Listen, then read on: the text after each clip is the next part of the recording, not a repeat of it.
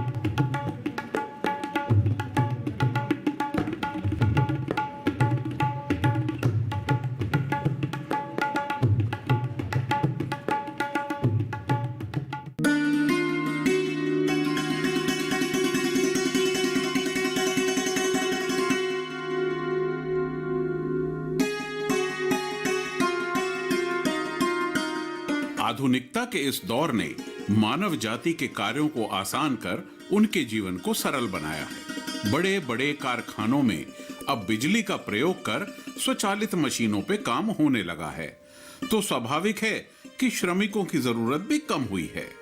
अब स्वचालित मशीनों की मौजूदगी से काम जल्दी और लोग कम होने लगे हैं, पर काम की गुणवत्ता, मुनाफा और रफ्तार भी बढ़ी है। इन दोनों के बीच के संतुलन को बरकरार रखना आवश्यक है। और आज ऐसे ही एक नवाचार से परिचय करेंगे जो मशीन तो है पर स्वचालित नहीं, काम कम करता है पर रोजगार नहीं। सपने तो हम सभी देखते हैं और उन्हें पूरा करने के लिए नींद का बलिदान भी देते हैं, लेकिन बहुत कम ही लोग ऐसे होते हैं जो अपने सपनों के लिए नहीं बल्कि दूसरों के सपनों को साकार करने के लिए जागकर कड़ी मेहनत करते हैं। उन्हीं कुछ लोगों में से हैं अहमदाबाद के परेश पांचाल। अपना तो बस छोटा सा कारखाना था प्लास्टिक के हथौड़े बनाने का, परंतु कुछ नया करने की सोच और शौक ने उन्हें बाकी सभी उद्योगियों से अलग किया। अपनी अनोखी सोच का नमूना तो उन्होंने आज से 10 साल पहले मांझा लपेटने वाली स्वचालित चरखी बनाकर दे दिया था, परंतु मानव हित में कुछ नया और अविश्वसनीय करने की चाह ने उन्हें कभी रुकने नहीं दिया।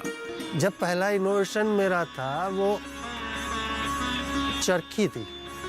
मुझे पतंग चढ़ाने का बहुत शौक है, जो गुजरात में तो सभी को होता है। तो जब पतंग कट जाती थी तो वो जो मांझा वापस लेना था ना, तो उसके लिए हाथ से करना पड़ता था।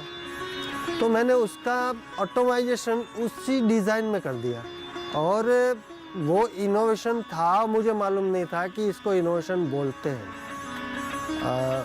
मेरे लिए तो वही ठीक था कि मैं जब पतंग चढ़ाऊँगा तो मेरी पतंग जब कटेगी न तो दो नीचे गिरने से पहले मेरी चरखी में वापस आ जाएगी।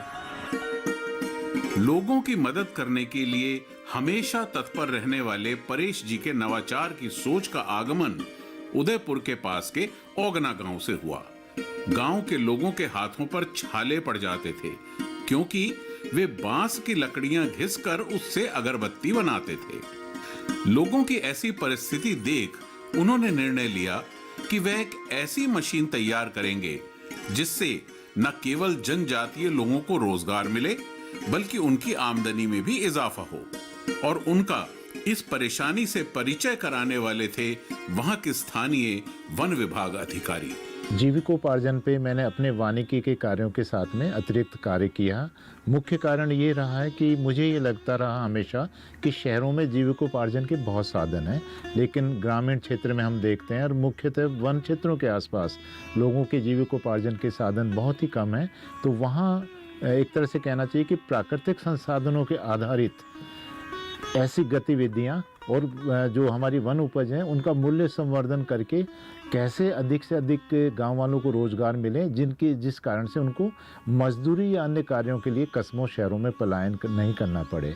तो इस को देखते हुए मैंने अपने समय के अंदर पिछले कई सालों से जो इनोवेटर थे, जैसे अगरबत्ती के श्री परेश भाई Panchal, aloe vera juice, gel, shampoo वगैरह बनाने के लिए धर्मवीर जी, कुछ मशीनें जैसे हर्बल गुलाल बनाने के लिए, कस्टर्ड एप्पल बनाने के लिए मशीनें, ऐसे इनोवेटर से मैं मशीनें लेकर के, और मैंने आदिवासियों के बीच में, मुख्यतः महिलाओं के बीच में स्वयं सहायता समूह बना करके और उसमें इन जीविकोपार्जन की गतिविधियों का काम करवाया।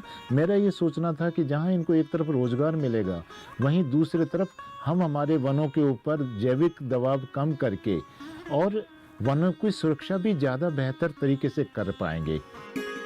जब मनुष्य के मस्तक में कुछ नया करने की सोच उत्पन्न होती है तो कई परेशानियां भी उसी सोच के साथ चली जाती हैं। अब ऐसी मशीन बनानी थी जो बिजली के बिना केवल हाथों से ही चलती हो। ऐसा करने के पीछे उनका लक्ष्य था इस्तेमाल करने वाले लोगों की बचत और उनका अधिक मुनाफा। सबसे बड़ी मुश्किल कि मुझे इलेक्ट्रिक बिगर का मशीन बनाना था, उसको हैंड ऑपरेटेड करना था। तो वहाँ जो मुश्किलें आई वो एक इंजीनियरिंग स्किल से मैंने वो सॉल्व कर दी। हालांकि वो भी एक, क्योंकि मैं पढ़ा तो हूँ नहीं, कोई भी इंजीनियरिंग स्कूल में मैं नहीं पढ़ा हूँ, मगर मेरा अनुभव से ये सब कुछ जोड़ के मैंने एक मशीन बना दी और उससे उस लोगों का काम बहुत आसान हो गया। शायद आज इसी नजरिए की बदौलत लोग उतने ही समय में 3 किलो की बजाय 30 किलो अगरबत्ती बना रहे हैं और पहले के मुकाबले 50 नहीं बल्कि 250 से 300 रुपए प्रतिदिन कमा रहे हैं। पहले जो हाथ से बनता था ना, वो पर दिन में, पूरे दिन में वो 3 से 4 किलो बना सकते थे तिल्ली, और तिल्ली का पर केजी का 10 से 12 रुपया उनको मिलता था।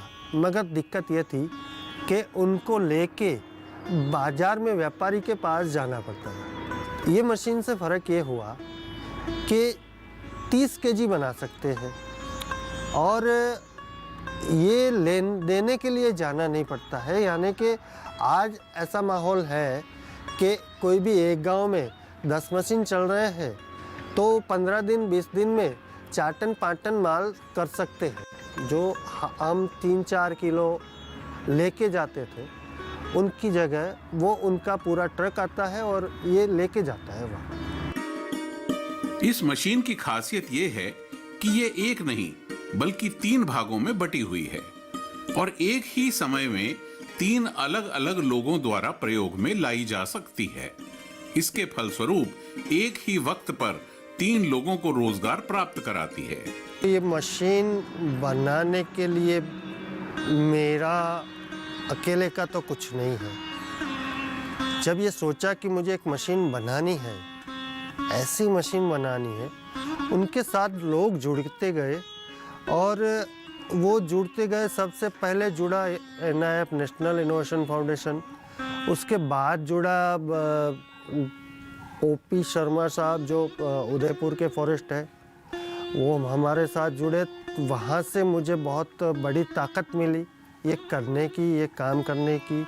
और फिर जैसे जैसे समय निकलता गया वैसे वैसे तो आज पूरे देश में कई लोगों ने मेरी मशीन यूज़ की है और वो आराम से काम कर रहे हैं। बहुत सारे इनोवेटर ये चाहते हैं कि उनकी टेक्निक, जो टेक्नोलॉजी है वो मार्केट तक तो जाए, लोगों तक तो जाए, लेकिन उनको उसका बहुत ज़्यादा कमर्शियल गेन नहीं चाहिए। वो चाहते हैं कि समाज में या तो एम्प्लॉयमेंट जनरेशन हो या जो ड्रजरी रिडक्शन है उसका काम हो, किसी भी तरह से समाज की सहायता अगर मेरी टेक्नोलॉजी से हो जाए, मेरी इनोवेशन से हो जाए, तो बहुत सारे उसके अंदर इनोवेटर हैं, तो उसके अंदर हम उसको भी कंपनसेट करते हैं। एक हमने निधि बनाई है जिसको grass root technological innovation acquisition fund बोलते हैं। इसमें वो टेक्नोलॉजी एक्वायर करके 1 टाइम लाइसेंस फ़ी हम उसको इनोवेटर को देते हैं और उसके बाद में हम उस टेक्नोलॉजी को लो कॉस्ट या नो कॉस्ट के ऊपर कॉमर्शलाइज करते हैं।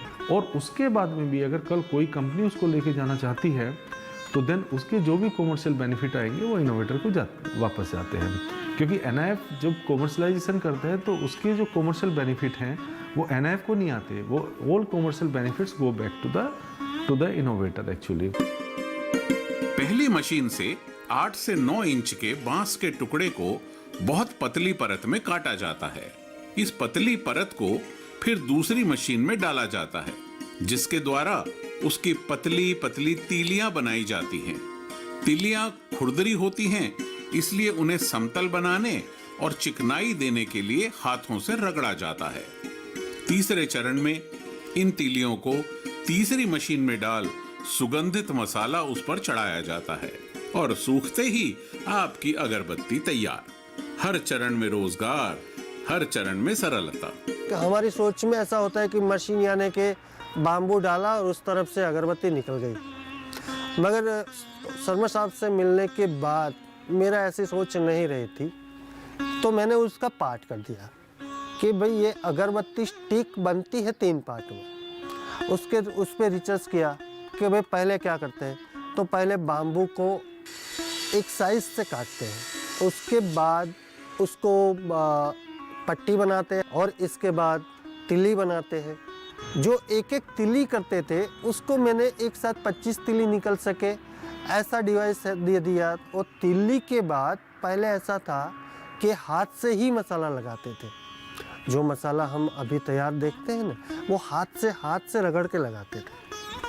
तो उसका भी मशीन अब आ गया है और ऐसा करने में मैं उसको सब एक साथ में भी कर सकता था, मगर ऐसा मैं जो पहले दे देता ना, तो ये जो एक्सेप्टेबल हो गया है, क्योंकि मैंने इतना काम करके देखा है कि गांव वाले नई चीज़ को जल्दी से यूज़ नहीं करते हैं, उनको डर लगता है। तो मैंने उसी सोच को, उसी हैंडल को मैंने एक मैकेनाइज कर दिया, तो ये उन्होंने एक्सेप्ट कर लिया और उन पे काम करना शुरू किया।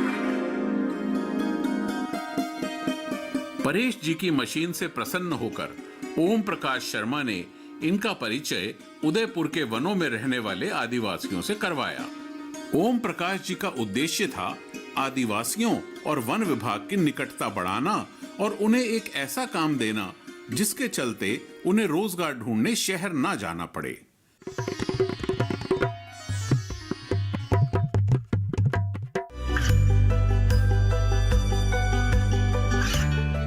गांवों और पिछड़े क्षेत्रों में सरकारी योजनाओं की जानकारी पहुंचा। देश में कौशल और क्षमता विकास कर ग्रामीणों को सामाजिक बदलाव और विकास से जोड़ने की दूरदर्शन किसान की पहल चौपाल चर्चा देखें सोमवार से शुक्रवार सुबह 9 बजे।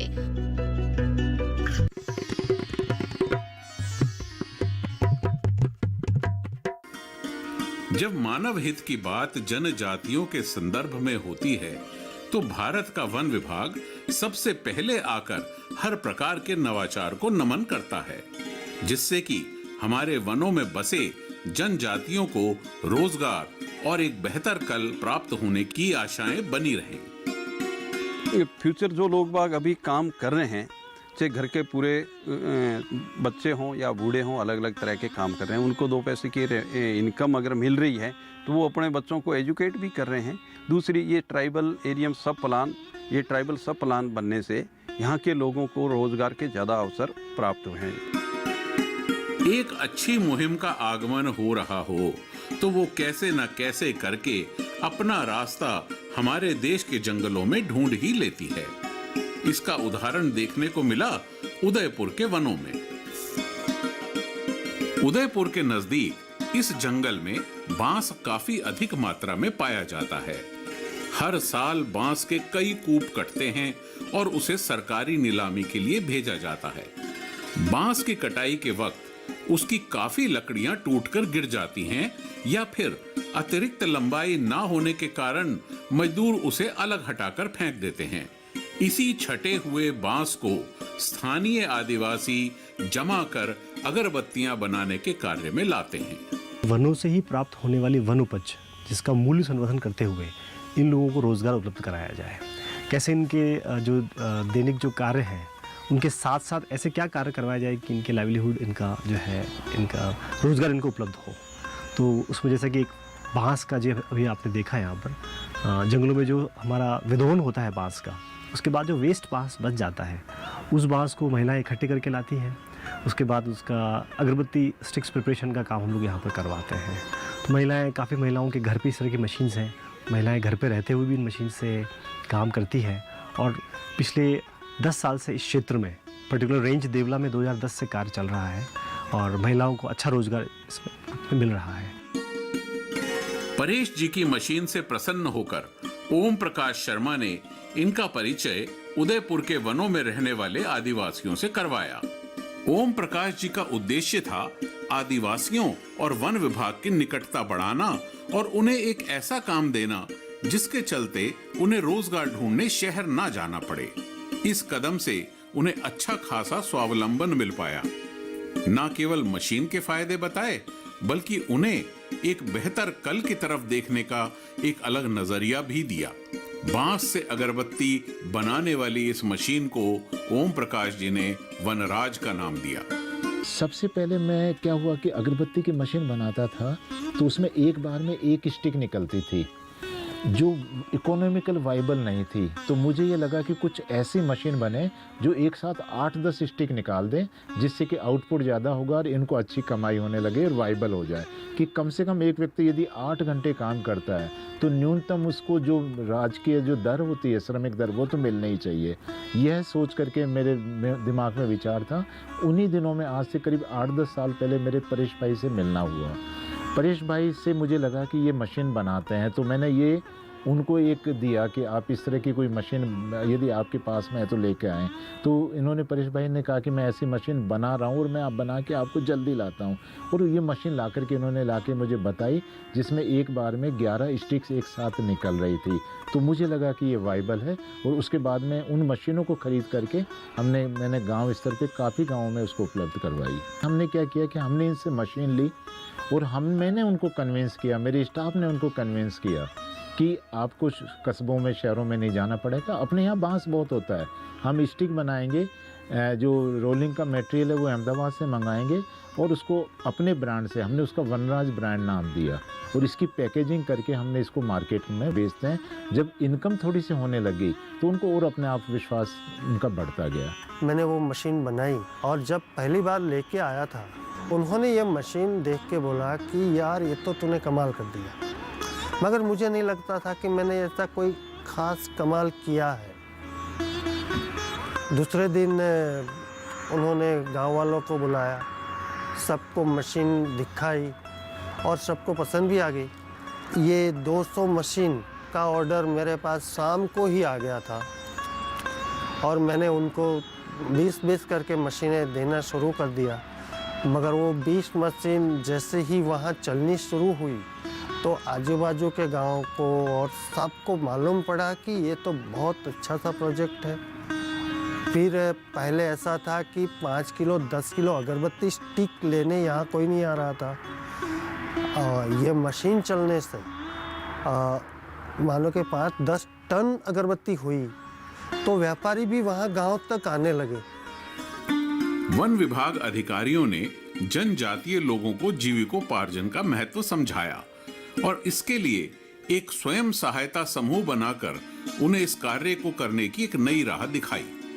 स्थानीय लोगों ने उनके इस विचार की प्रशंसा करते हुए मशीनों को अभूतपूर्व तेजी से अपनाया और उस पर कार्य करना शुरू भी किया।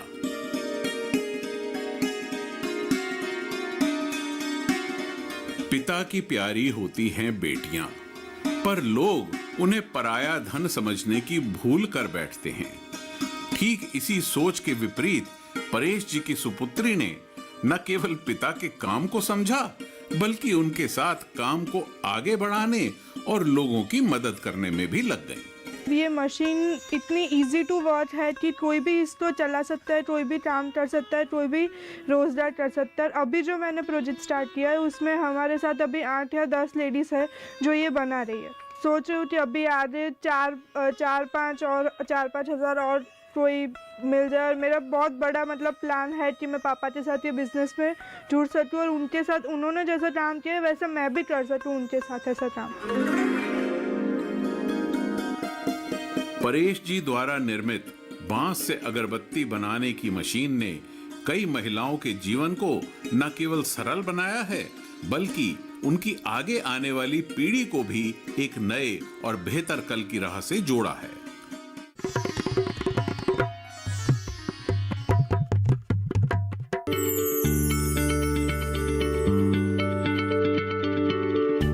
क्या आप किसी बीमारी से परेशान हैं?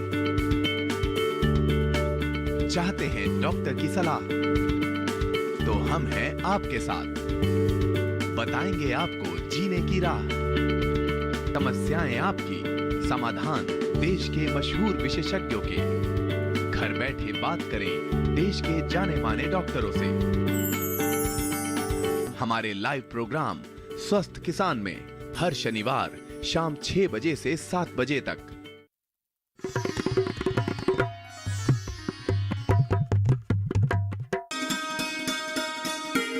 एक परिवार को सहज रूप से जोड़े रखने में हाथ होता है उस परिवार की महिला का। उसमें इतनी शक्ति है कि चाहे तो क्या कुछ ना कर जाए। घर, बच्चे, परिवार, काम सबका ध्यान रखती है। दिन में होते तो 24 ही घंटे हैं, पर अपनी प्रबंधन कुशलता के साथ वे काम उससे कहीं ज्यादा कर लेती हैं।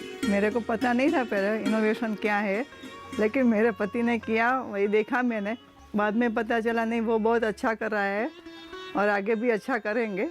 वो सभी गरीबी बहनों से एम के कुछ मिलता है उनको, कुछ एम के उनका घर चलता है वो करने से एम के। उस समय रिएक्शन यही था कि आप घर पे आते ही क्यों हो आपका तो वही फैक्ट्री पे रहना अच्छा है। मगर उनको मालूम नहीं था कि मुझे यहाँ मज़ा आता है, मेरा शौक़ है और मुझे वहाँ घर से ज़्यादा वहाँ मज़ा आता है। मगर एक बात, सभी को पैसे भी वहाँ इनोवेशन में ज़्यादा जाते थे। मगर मेरे घर से जो सपोर्ट था ना, वो ऐसा सपोर्ट था कि ठीक है, वो सब कुछ काम भी कर लेते थे। कभी मैं कोई प्रसंग में नहीं जाऊँ ना, तो वो खुद को संभाल लेते थे कि भाई चलो यार, वो तो ऐसा ही है, वो नहीं आएंगे, कर लेना जो भी करना है। और उसका बहुत सपोर्ट है, पूरे लाइफ में सपोर्ट है। मुझे बताया था कि वो मैं राष्ट्रपति भवन जा रहा हूँ और मेरे को अवार्ड मिलने वाला है। ये सुनकर मैं बहुत खुश हो गई थी। मेरे को ऐसा लगा कि मैं कहाँ आ गई हूँ, और उनको अवार्ड देकर भी मैं बहुत खुश हो गई थी। मैं एज ए डॉटर बहुत प्राउड फील कर रही हूँ कि मेरे पापा राष्ट्रपति भवन में रहे, उनसे 2 राष्ट्रपति से उन्हें अवॉर्डेड है। 15 दिन वो राष्ट्रपति भवन में प्रेसिडेंट के साथ रहे। सबसे पहला रिएक्शन वही था कि यार ये आपने क्या कर दिया है कि ये लोग आपको क्यों बुला रहे हो। हालांकि मालूम नहीं था कि फर्स्ट अवॉर्ड ही मैं हूँ, मगर ऐसे ही था कि मुझे राष्ट्रपति भवन पहुँचना है और आप सबको पहुँचना है। तो हम लोग पहुँचे भी सही, मगर जब अनाउंस हुआ कि फर्स्ट, तो उनके चेहरे की जो खुशी थी ना, वो बेमिसाल थी। और जो भी खर्च किया था, जो भी दिक्कतें आई थी, जो भी मैंने काम किया था ना, उस पे प्राउड होने लगा कि यार नहीं, ठीक किया है। परेश जी द्वारा निर्मित बांस से अगरबत्ती बनाने की मशीन ने कई महिलाओं के जीवन को न केवल सरल बनाया है बल्कि उनकी आगे आने वाली पीढ़ी को भी एक नए और बेहतर कल की राह से जोड़ा है। इन लोगों को साथ में लेकर के वनों से ही प्राप्त होने वाली उपज, जिन पर इन्हीं लोगों का अधिकार है, उसको हम लोग कैसे प्रोसेस करें और कैसे उन्हीं चीज़ों से इनको रोज़गार दिलाया जाए। तो इनका जुड़ाव वनों के प्रति बहुत बड़ा है। अब इन लोगों को खुद समझ में आने लगी ये चीज़ कि वनों से हमको क्या फ़ायदे हैं, हम उनको इन चीज़ों, ये चीज़ें हमारी ही है और कैसे हम लोगों को इनसे रोज़गार मिल रहा है और काफ़ी अच्छा चल रहा है। लाइवलीहुड जो जीविकोपार्जन संबंधी जो गतिविधियाँ इस रेंज में चल रही है, उससे हम लोगों को भी बहुत फ़ायदा हुआ है और एक बहुत जुड़ाव हमारा इन लोगों के साथ हो रहा है और इनकी जो आर्थिक स्थिति है उसमें बहुत फ़र्क आया है। जंगलों में घर से अत्यधिक समय तक बाहर रहना महिलाओं के लिए संभव नहीं है। जंगली जानवरों का खतरा हमेशा बना रहता है, परंतु इस मशीन के घर में आ जाने से महिलाओं को काफी राहत प्राप्त हुई है। अब वे घर के रोजमर्रा के काम के साथ पैसे भी कमाती हैं और स्वयं ही अपना घर भी चला रही हैं। પેલા તો જંગલમાં જતા તે ઘરમાં તો હતા અને એ બે 2-3 સાલ હોઈ અગરબત્તી કાઢ્યા ઘેરમાં તે કોણ કોણ ઘેર માર ઘેરમાં ની ઘેર મુશ્કેલ હર સાલ વેણાવંત दिन नहीं नक મેળન। बांस से बनी अगरबत्तियों ने जनजातियों के जीवन में खुशियों की सुगंध कुछ इस तरह फैलाई है कि जीवन के प्रति उनका नजरिया और रवैया दोनों ही बदले हैं। और ये संभव हो पाया है परेश जी के दृढ़ निश्चय और संकल्प से। उनका मानना है कि उनके नवाचार में सिर्फ 2 नहीं बल्कि कई हाथ थे, और जब उनकी बनाई मशीन से लोगों को फायदा हुआ तो उन्हीं लोगों ने मशीन का प्रचार कर अन्य लोगों तक इस बात को पहुंचाया। परेश जी की इस सोच और खोज से यही सीखने को मिलता है कि यदि मन में लोगों की मदद करने की सच्ची चाह है तो कठिनाइयों से भरे कच्चे रास्ते पक्के इरादों को कभी डगमगाने नहीं देते।